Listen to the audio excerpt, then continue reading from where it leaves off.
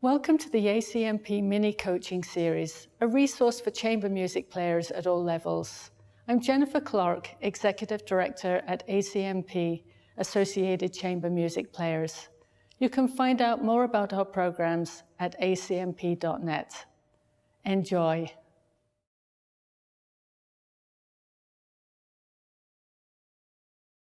Hi, my name is Mark Dover, and I'm the clarinetist in Imani Winds. We are here at the Imani Winds Chamber Music Festival here at Mannes College of Music, which is a part of the New School University in the West Village of Manhattan. And today we're going to talk about some concepts that might be unfamiliar to most classical musicians, and that is how you can approach jazz improvisation or just any type of improvisation and incorporate that as a chamber musician. So we have our lovely Corona Quintet here who are going to be our guinea pigs, and we're going to start by playing just the opening of Mongo Santamaria's Afro Blue, arranged by founding flautist Valerie Coleman, who's a wonderful composer in her own right.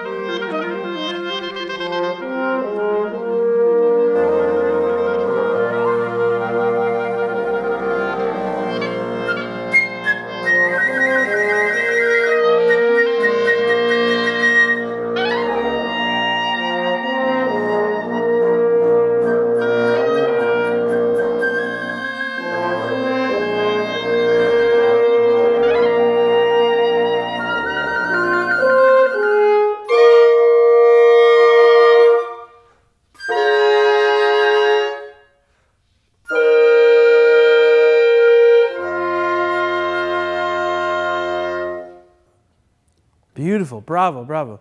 So this is a perfect piece for talking about this topic, right? So for you guys, this opening, you have this theme, ba-be-do-da, right? Which later becomes ba-be-de-do, ba-be-bo-ba-do-de-do, ba-ba-be-do, ba-ba-ba, ba-ba-be-ba, ba-be-do. But all you guys have is this opening four-note figure. And so when we talk about how we would approach improvisation to this, I think, like, if I were to hear you guys play this again right now, probably not much would change in terms of the notes that you played, right? And I know that just having heard you guys play this. But that's okay, because improvisation doesn't have to be about I'm playing notes that are not written on the page. For me, improvisation in like a tonal setting, or really any setting, is the contrast between freedom and parameters. So the contrast between freedom and parameters. So in other words, what if I had all the same structure that you just played with, but you manipulated one parameter? That parameter could be the dynamics. You could improvise with the dynamics that you use. You could improvise with how quickly you kind of interrupt the person, which is kind of a cool effect in this piece. Is each person who enters kind of feels like you're stepping in and interrupting. The parameter could be more rhythmic. You could play a completely different rhythm. Or it could be melodic. You could play different notes, right? This is using the pentatonic scale in F minor. So F, A flat, B flat, C, and E flat. You could kind of manipulate those notes and start on a different note or start on a different pentatonic. You don't have to collectively decide. That's where the freedom comes in. So I want you guys to just try that opening and choose at least one parameter to kind of manipulate and see how that changes the vibe. Let's try it again.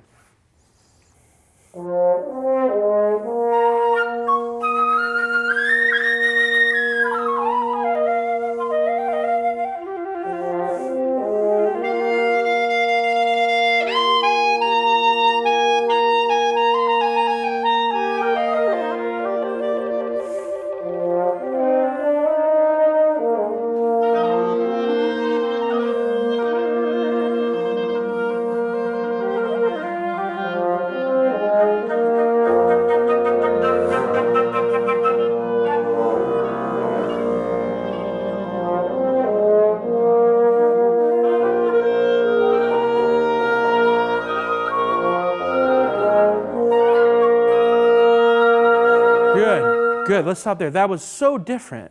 I bet that's the most different it's probably felt for you guys, just by thinking that way, right? Now this is also a perfect example of call and response, right? So who's the caller? Right. So I think a lot of times people play this piece and they lose sight of that you are the most important person. And so you actually should have the most freedom. And if anything, if anyone is responding, you should be responding just as much to the caller every time each entrance comes in, as opposed to mimicking the response that you heard before, right? Should always be tied. So you should have even more freedom in terms of how you phrase that. It has to be the same notes, so you have that restriction. But it should, I think, be even more powerful, and it should increase in intensity, right? Or maybe it ebbs and flows in intensity too, but then it builds and builds. So can we try it one more time? Everyone try to shake out all those notes. Try to not look at your page, because you already know the material. You can play whatever you want, and try to respond even more, and you try to be even more sporadic in the way that you phrase that. Yeah?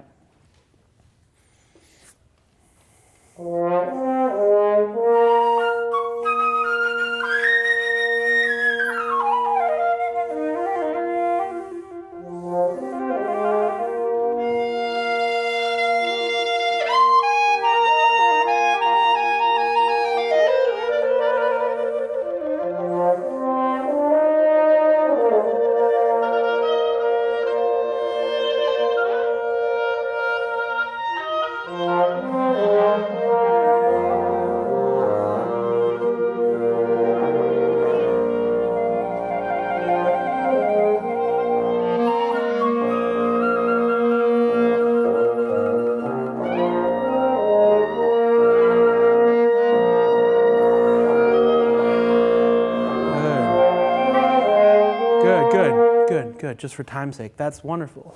So it should feel really different every time.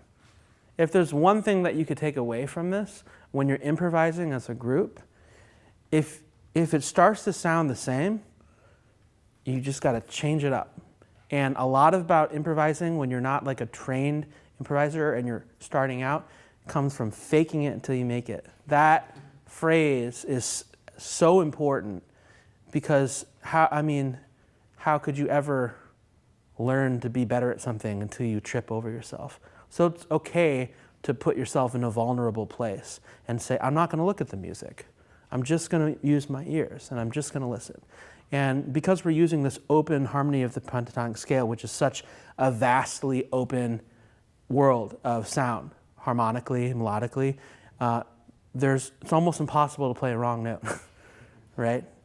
You're always only 1/2 step away from the right note, always. That was great, that was great. So thank you guys so much for listening.